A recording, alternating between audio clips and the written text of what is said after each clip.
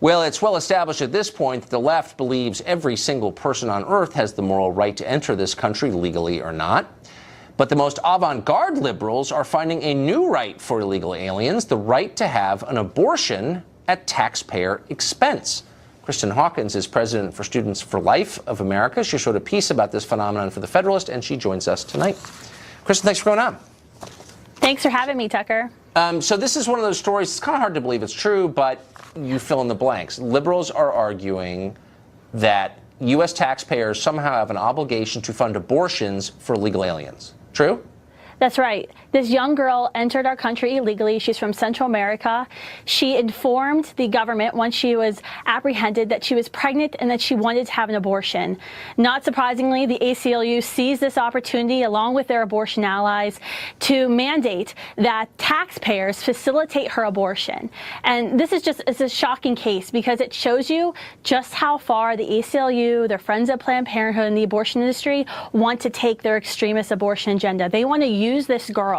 And what they're trying to do is use her as sort of a Jane Roe 2.0 to internationalize Roe versus Wade. And they're declaring that she has a constitutional right to have a taxpayer-funded abortion, which the last time I checked, the Constitution only applies to Americans. Well, I don't think it directly addresses whether or not we have an obligation to pay for the abortions for legal aliens. I mean, it almost seems like, I mean, the left loves abortion. They think it's the key to freedom and personal liberation, as you know. But it almost seems like it's not really about abortion. It's the ACLU and affiliated groups seeing how high they can raise the middle finger in the face of middle America and say, you know what, we hate you, we despise your values, and we're going to do exactly what we want to make you pay for it, whether you like it or not.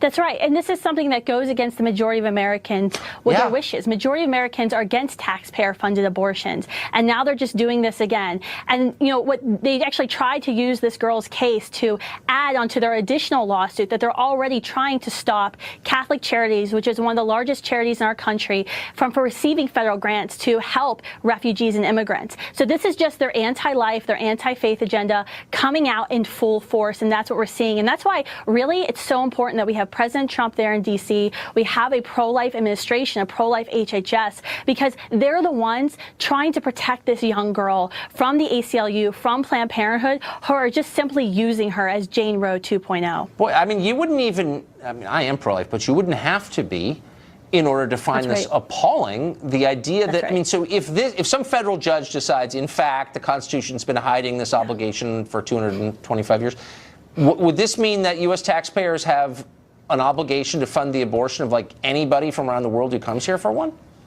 That's right. And this is setting up dangerous precedents. What this is going to do is going to tell any young, scared girl in Central America or anywhere else in the world, come to the United States illegally or legally, and we'll fund a taxpayer-funded abortion for you. This is some dangerous stuff, especially when you consider this young girl coming from Central America who made that dangerous, life-threatening journey to cross our borders. And this is the signal we're going to be sending out across the world.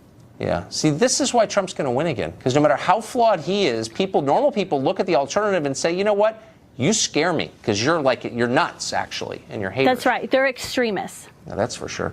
Kristen, thank you for joining us.